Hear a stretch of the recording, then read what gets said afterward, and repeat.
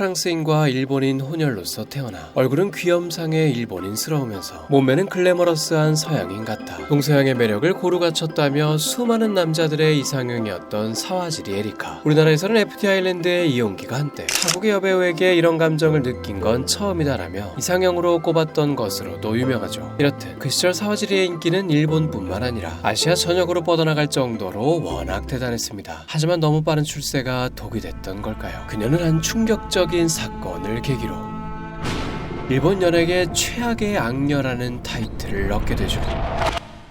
사실 사와지리는 일본 연예계에 처음 등장할 때부터 그 시작이 범상치 않았습니다. 때는 사와지리의 나이 13살. 평소 유명 가수 아무로 나미에를 동경했던 그녀는 나도 연예인이 되면 최애 실물을 직접 볼 날도 오지 않을까 하는 생각에 반쯤 장난으로 연예기획사에 연예인이 되고 싶다고 우편을 보냈습니다. 그런데 며칠 뒤 사와지리는 거짓말처럼 바로 합격 통보를 받게 됐죠. 이게 사와지리 입장에선 실소가 나올 만했던 것이 애초에 사와지리는 반쯤 장난으로 보냈던지라 우편에 스티커 사진 한 장만 달랑 보냈었기 때문이죠. 그런데 이 조악한 스티커 사진 한 장만 보고도 기획사는 사와지리의 매력을 알아봤던 것인지 그녀에게 계약을 제시하게 됩니다. 이렇게 해서 사와지리는 화보 모델로서 활동을 시작해 이른 나이에 배우로서까지 데뷔를 하게 되죠. 사와지리는 연예계 초창기 시절 남자든 여자든 안 좋아할 수가 없는 외모라며 그야말로 승승장구를 거듭했습니다. 오죽하면 데뷔한 지 얼마 안 된 시점에 불과 10대의 나이로 드라마 주연까지 꿰차게 되죠. 이 드라마가 바로 사와지리의 인생 드라마이자 오늘날까지도 일본에서 가장 슬픈 드라마라고 하면 탑3 안에 반드시 꼽히는 1리터의 눈물이라는 드라마입니다. 여기서 사와지리는 불치병을 앓고 있지만 긍정적임을 잃지 않으려는 안타까운 소녀를 연기했죠. 인형 같은 외모의 사랑스러운 소녀가 몸이 서서히 굳어져가는 불치병에 잠식당하는 안타까운 과정을 담은 이 드라마는 많은 이들을 통곡하게 했습니다. 이 드라마의 인기는 방송사 홈페이지를 다운시킬 정도였는데 드라마에 대한 호평도 호평이지만 신인이었던 사와지리의 신상을 묻는 글만 수천 개가 쏟아졌죠. 드라마 인기도 회차를 거듭할수록 점점 더 더해가 1회 때는 시청률 10% 초반대로 시작했다가 마지막 화에 이르러는 20%대를 넘기며 유종의 미를 거뒀죠. 이 작품으로 사와지리는 순식간에 톱스타로 발돋움함과 동시에 일본의 국민 여동생이라는 타이틀을 얻게 됩니다. 그리고 사와지리는 파죽지세로 같은 해 영화계마저도 접수했죠. 흥미로운 사실은 사와지리가 영화계의 첫 두각을 나타낸 이 영화가 바로 60년대를 배경으로 일본에 사는 조선인들을 주제로 한 영화라는 것입니다. 일단 제목부터 한글 발음 그대로 박치기라는 제목이었는데 여기서 사와지리는 제일조선인 캐릭터인 경자를 연기했죠. 이 영화는 옛날 시대의 제일조선인을 배경으로 한 영화답게 한국인들에게도 익숙한 요소들이 많았습니다. 한국어로 아리랑을 부르는 장면도 나오고 일본인인 남자 주인공이 경자에게 관심을 받기 위해 한국어를 공부하는 장면도 나오죠. 이 영화는 흥행에도 성공하며 일본 아카데미상을 받는 등 평단의 호평까지도 받았습니다. 이 영화로 인해 제일조선인과 한국에 대한 관심도 부쩍 늘게 됐죠. 이 영화를 찍으며 사와지리 역시 한국에 대해 관심을 갖게 됐다는데 특히 한식에 완전히 빠져버려 삼계탕과 떡볶이는 주기적으로 먹게 됐고 한식을 주제로 한 드라마인 대장금까지도 다 챙겨봤다며 말이죠. 여기까지만 보면 사와지리는 일본뿐만 아니라 한국에서까지도 호감덩어리인 연예인으로 남는 듯 했습니다. 그러나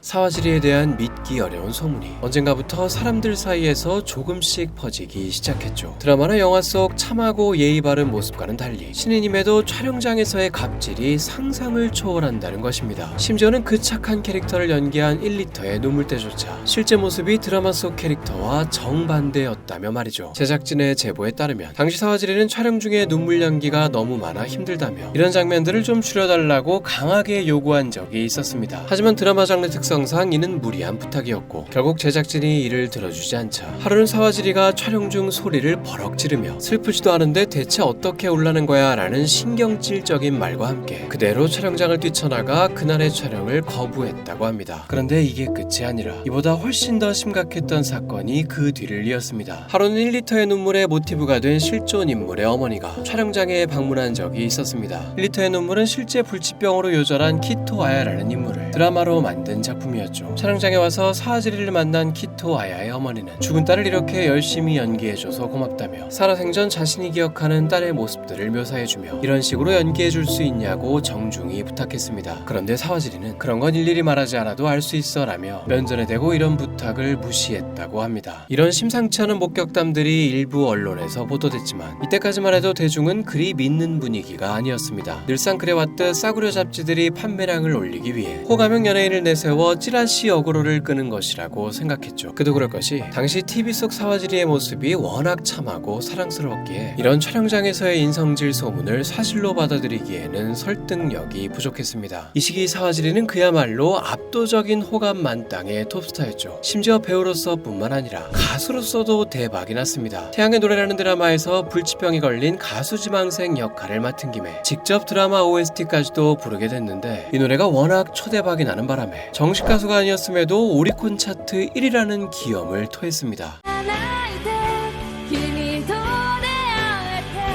OST로만 뜻하지 않게 가요계 1위까지 차지하게 되자 소속사는 사와지리를 본격적인 가수로도 데뷔시키겠다는 야심을 품게 됐죠. 그렇게 해서 사와지리의 정식 1집 앨범이 출시됐는데 놀랍게도 이 또한 다시금 오리콘 차트 1위에 오르며 가요계 성적이 우연이 아니었다는 걸 입증했죠. 일본 가요계에서 싱글 앨범 2장이 연달아 1위에 오른 것은 80년대 이후 무려 24년 만에 일어난 대기록이었습니다. 이렇듯 사와지리는 너무나도 이른 나이에 방송계, 영화계, 가요계 그리고 광고계까지 모든 엔터테인먼트 분야에 탑을 찍었다고 해도 과언이 아니었습니다. 그러나 너무나도 이른 나이에 감당할 수 없는 성공은 오히려 사와지리에겐 도구로 작용했죠. 아직 정신적 성장이 완전하지 않은 10대 때부터 어딜 가도 사람들이 여왕처럼 떠받들고 어떤 분야든 건드리는 족족 1위를 찍어대다 보니 사와지리는 그야말로 아나무인이 돼버리고 맙니다. 업계 사람들 사이에서 인성에 문제가 있다는 말이 파다하게 퍼져갔고 워낙 이런저런 목격담들이 많아지다 보니 대중들도 이 정도면 인성 논란이 진짜인 것 아니냐고 믿기 시작했습니다. 이러던 상황에서 이 의혹을 더 커지게 만든 건 그녀의 외모 변신. 어느 순간부터 청순한 이미지를 버리고 일명 갸루 스타일이라고 불리는 진하고 다크한 화장에 과한 패션을 입기 시작했는데 이렇게까지 스타일이 확 바뀌다 보니 이전까지는 마치 천사 같은 순수한 인상이 그런 성격일 리 없다고 믿었던 사람들조차 정말로 이게 본 모습이었나 하는 충격을 받았습니다. 그리고 이로부터 머지않아 사와지리의 인성이 만천하에 드러나는 전설적인 사건이 발생하고 마는데 사건은 한 영화의 무대 인사에서 벌어졌습니다.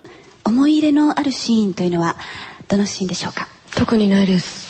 どんな思いでクッキーを焼いたのかだけちょっと教えていただいてもいいですか？別に。わかりました。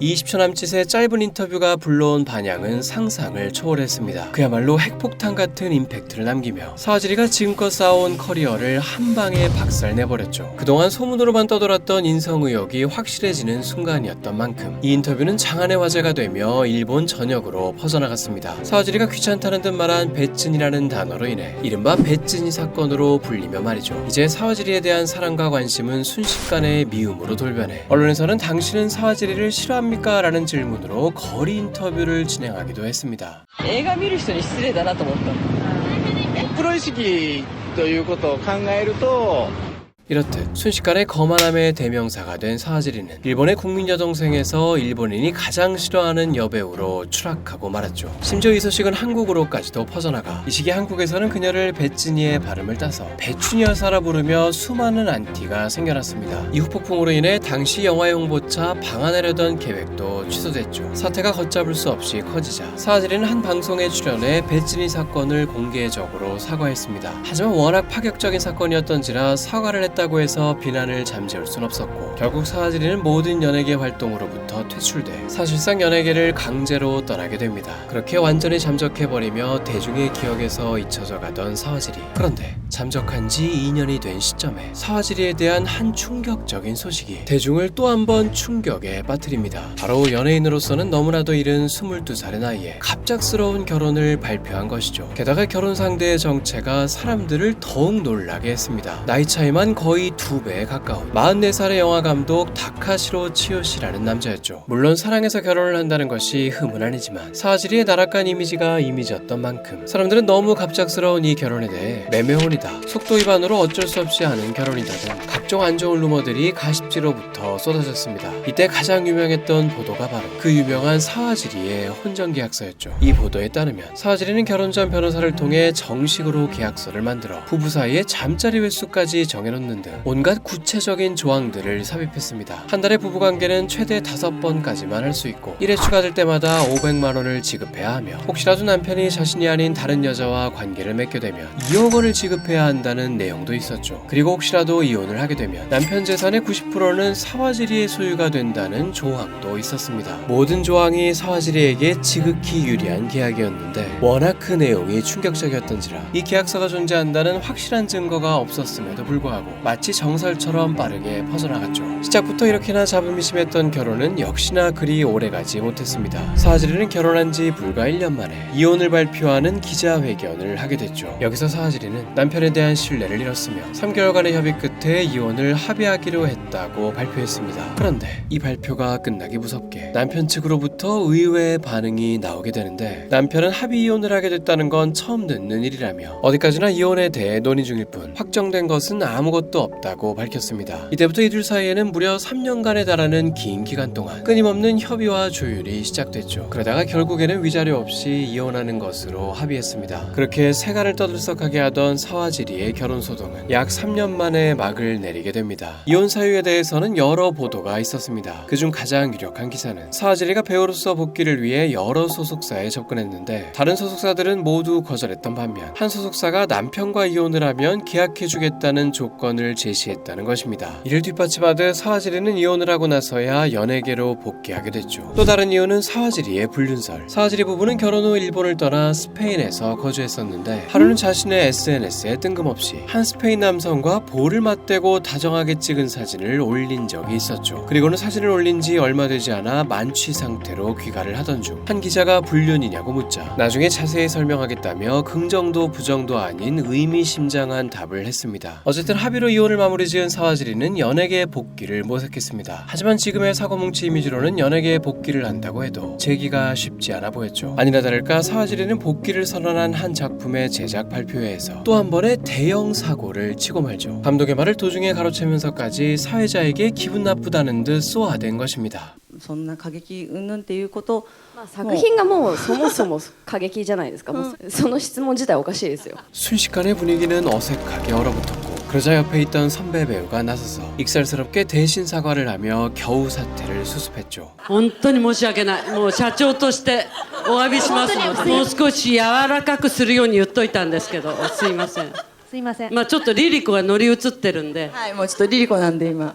여기서 사와지리가 배역에 몰입했다고 말했던 이유는 이 복귀작에서 사와지리가 맡은 캐릭터가 이런 악녀 이미지에 딱 맞는 캐릭터였기 때문입니다. 영화는 헬터스켈터라는 제목의 영화로 동명의 유명 만화를 영화화한 작품입니다. 영화 속에서 사와지리가 맡은 주인공 캐릭터는 그 누구보다도 화려한 전성기를 보내고 있는 연예인이지만 카메라 앞에서의 사랑스러운 모습과는 달리 뒤에서는 주변 인물들에게 폭언을 일삼고 약점을 잡아 협박하기도 하는 등 이기적이고 오만한 캐릭터입니다. 공교롭게도 대중이 가지고 있는 사와지리의 이미지와 딱 들어맞는 캐릭터였죠. 어떻게 보면 사와지리는 자신의 복귀작으로 스스로의 치부를 더 부각시키는 역할을 맡아 정면 승부를 건 것이었는데 이것이 결과적으로는 절묘한 묘수가 되었습니다. 마치 경력직 같은 신들린 연기에 사람들은 완전히 매료됐고 영화 또한 흥행과 작품성 두 마리의 토끼를 다 잡으며 이 영화는 사와지리가 아니었다면 불가능했다는 극찬을 받았죠. 이렇게 해서 사와지리는 컴백작부터 실력파 배우로 인정받으며 단숨에 여론을 반전시키는 데 성공합니다. 이후 사와지리는 여러 드라마와 영화에서 다시금 주연 자리를 꿰차며 제2의 전성기를 맞이했죠. 컴백 이후 불법 약물 소지 사건이 터져 한동안 또 골머리를 앓긴 했으나 그녀는 스스로를 사람도 아니다라는 식으로 셀프 디스를 하는 등 친근한 이미지로 호감도를 올려갔죠. 심지어 한 방송에서는 배찐이 사건을 스스로 개그 소재로 삼아 시청자들이 빵 터진 적도 있었습니다.